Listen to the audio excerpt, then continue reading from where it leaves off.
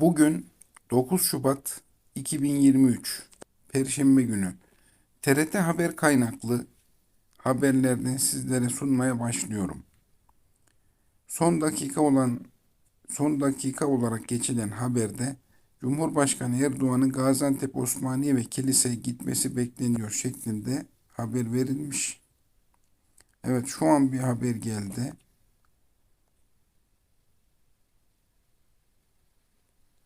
Evet. Başkent ile deprem bölgesi arasında mekik dokuyan Cumhurbaşkanlığına ait uçak 52 yaralıyı daha Ankara'ya getirdi şeklinde şu an gelen bir haber oldu. İlk gören de biz olduk gördüğüm kadarıyla. Saat 10.35. Bu haberin saati. Evet, Cumhurbaşkanı Erdoğan'ın Gaziantep Osmaniye ve Kilis'e gitmesi bekleniyor.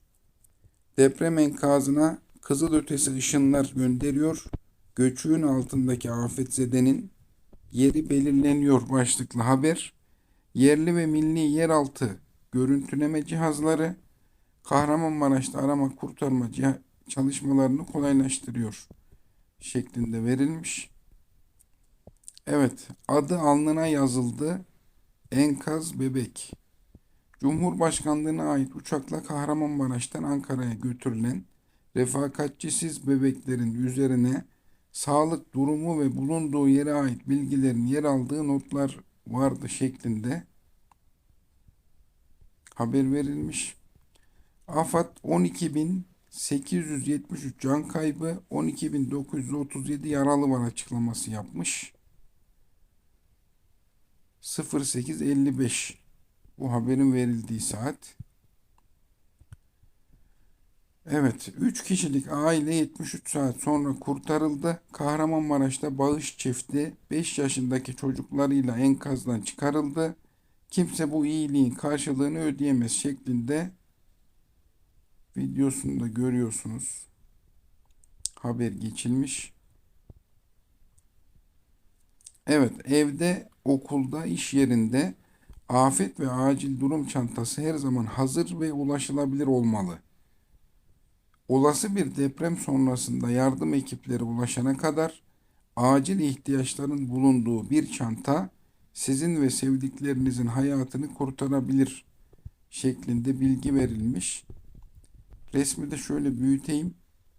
Ekranı durdurup detaylarına bakabilirsiniz. İçinde gıda, giyecekler, su, hijyen malzemeleri gibi başlıklar altında nasıl olmalı, nasıl hazırlanır şeklinde bilgi verilmiş. Çok önemli, hayat kurtarabilir gerçekten.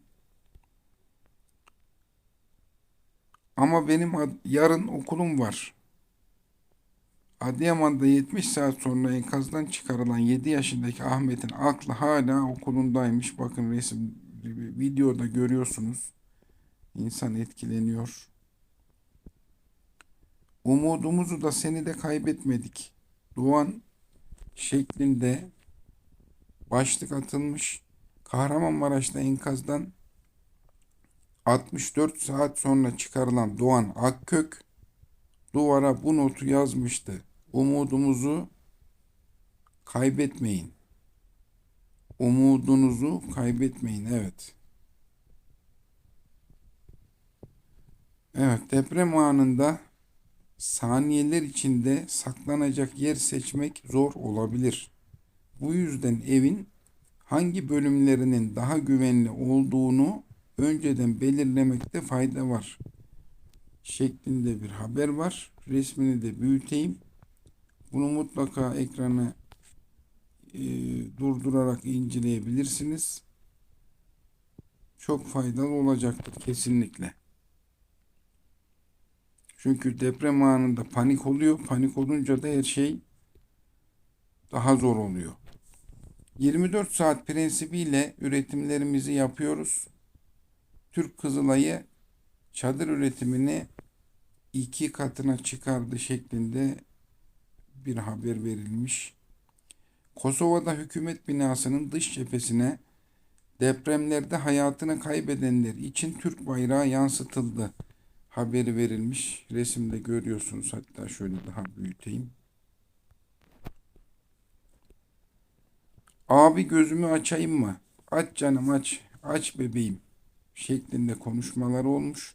Adıyaman'da 64 saat enkaz altında kalan 8 yaşındaki Nisa kendisini kurtaran ekibe böyle seslendi şeklinde haber geçilmiş. Evet, Ahmet'e sakız ayarlayacakmışsınız. Sana çikolatalı ekmek de hazır. Gel Ahmet'im, gel oğlum şeklinde yine diyalog geçmiş. Adıyaman'da çöken bir apartmanın enkazında mahsur kalan 7 yaşındaki çocuk 70 saat sonra kurtarıldı. Haberi verilmiş efendim. Evet, bakın Karadeniz kadınları afetzedeler için yardımı sırtlandı. Rize'nin Küçükçayır köyünde deprem bölgesine gönderilmek için toplanan odun ve eşyaları karlı yollarda kadınlar sırtlarında taşıyor haberi verilmiş. Bu da bir olmak nasıl olur gösteriyor. İki canı ile 70 saat enkaz altındaydı. Kahramanmaraş'ta 9 aylık hamile kadın ekiplerin uzun uğraşları sonucu kurtarıldı. Evet, biri karnında hamile, biri emziriyor kucağında, iki çocuğuyla kurtarılmış. Elhamdülillah. AFAD 12.391 kişi hayatını kaybetti. 62.914 yaralı var. Haberini vermiş. Tespit, arama, kurtarma desteği ve koordinasyon faaliyetleri başlıklı haber TSK'ya ait 2 adet Bayraktar Akıncı TİHA deprem bölgelerini kanatları altına aldı şeklinde tespitte bulunmaya, yardımcı olmaya çalışıyorlar. Bakın görüntüde de var. Türk Silahlı Kuvvetleri imkanlarını kullanıyor. El Salvador, Türkiye'ye 100'den fazla arama kurtarma personeli ile kurtarma köpeği gönderdi şeklinde yoldayız başlığında haber verilmiş. Evet. TCG Bayraktar askeri gemisi İskenderun'a ulaştı. Afet bölgelerine sevk edilmesi için yardımlar götürüldü. Haber verilmiş. Katar Kupası'nın yarı final maçlarının bilet gelirleri Türkiye'ye ve Suriye'deki depremzedelere bağışlanacak haberi verilmiş. Türkiye tek yürek 10 ili etkileyen depremler sonrası devlet tüm birimleriyle teyakkuz halinde, bakanlıklar da sahada aktif şekilde çalışıyor. Haberi verilmiş. Resimleri şöyle büyüteyim. Bu resimlerdeki bilgileri inceleyebilir. Ekranı durdurup bakabilirsiniz. Afet bölgesindeki sokak lambalarına elektrik verilmeye başlanmış efendim. Bu da güzel bir gelişme. Ulaştırma ve Altyapı Bakanı Kara İsmailoğlu Hatay Havalimanı en geç pazar günü çalışır hale gelecek açıklamasında bulunmuş. Kahramanmaraş'ta arama kurtarma ekipleri telefon ile irtibata geçtikleri anne ve kızı göçük altından sağ çıkardı şeklinde haber verilmiş. Ekranda da görüyorsunuz. Bakın çocuğu çıkartıyorlar şu anda. Evet, zor olaylar yaşanıyor, güç olaylar yaşanıyor. Evet, Türk Hava Yolları deprem bölgesinden 14.068 vatandaşı tahliye etti. Haberi geçilmiş efendim. Ankara'ya nakledilen depremzede bebeklerin ilk ziyaretçisi Emine Erdoğan olmuş. Görüyorsunuz resimde. Evet. Sayılarla afet bölgesindeki yardım seferberliği şeklinde tablolarla bir haber verilmiş. 117.686 personel, 5.414 iş makinası, 122 hava aracı ve 10 gemi, Afet sonrası tüm devlet kurum ile yardım kuruluşları deprem bölgesinde. İşte sayılarla yardım seferberliği tekrar okuyayım. Afet sonrası tüm devlet kurum ile yardım kuruluşları deprem bölgesinde. İşte sayılarla yardım seferberliği şeklinde haber verilmiş. Ben de resimleri büyüteyim. Ekranı durdurup inceleyebilirsiniz. Böyle basit işler değil bunlar.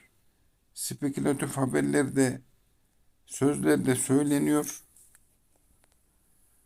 Devlet gereğini yapacaktır. Devletimiz güçlüdür. Bakın, Cumhurbaşkanı Erdoğan Kahramanmaraş, Hatay ve Adana'da incelemelerde bulunmuş. Resimde görüyorsunuz. Şöyle büyüteyim. Evet.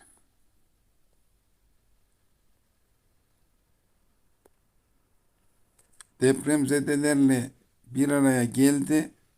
Enkaz alanında süren arama kurtarma çalışmalarıyla ilgili bilgi aldı şeklinde Cumhurbaşkanı Erdoğan için haber verilmiş efendim. Twitter deformasyonla mücadele konusunda Türkiye ile daha fazla işbirliği içerisinde olma taahhüdü vermiş.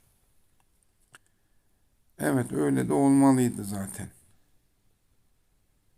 Mehmetçik deprem bölgesinde seferber oldu.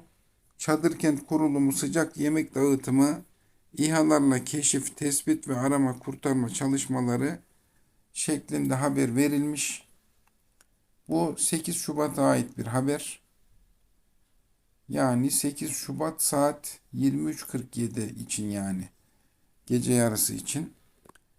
Bakın, şu haber de önemli. Marmaray ve Kağıthane İstanbul Havalimanı metro hattı deprem bölgesinden gelen vatandaşlarımızın ulaşımını kolaylaştırmak için 12 Şubat Pazartesi 24'e kadar 24 saat aralıksız hizmet verecektir haberi verilmiş.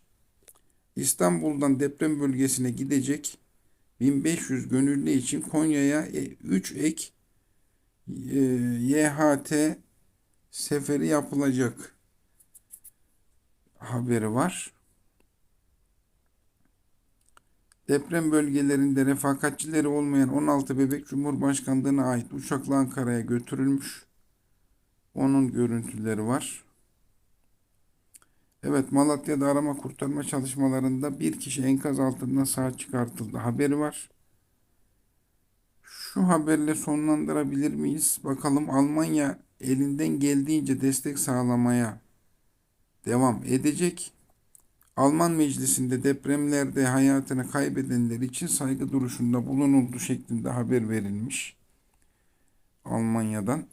Evet, jandarma ekipleri Kahramanmaraş Pazarcık'tan Adana Şehir Hastanesi'ne 10 yaralı sevk etmiş. Helikopterle görüyorsunuz görüntüyü. Canla başla askerimiz de çalışıyor. Evet, deprem bölgelerinde il dışına gitmek isteyenler için tahliye alanları oluşturulmuş. Evet, bu haber son olsun çünkü 8 Şubat'a kaydık. Evet, eve nasıl girdiniz? Camdan girdik dedik. Çok güzel bir koku geliyor. Acaba Zübeyde burada mı? Şeklinde diyalog geçmiş. Kahramanmaraş'ta enkazdan sağ çıkarılan 8 yaşındaki Zübeyde'nin ekiplerle konuşması şeklinde haber verilmiş. Evet efendim. 9 Şubat 2023 haberlerini burada sonlandırıyorum.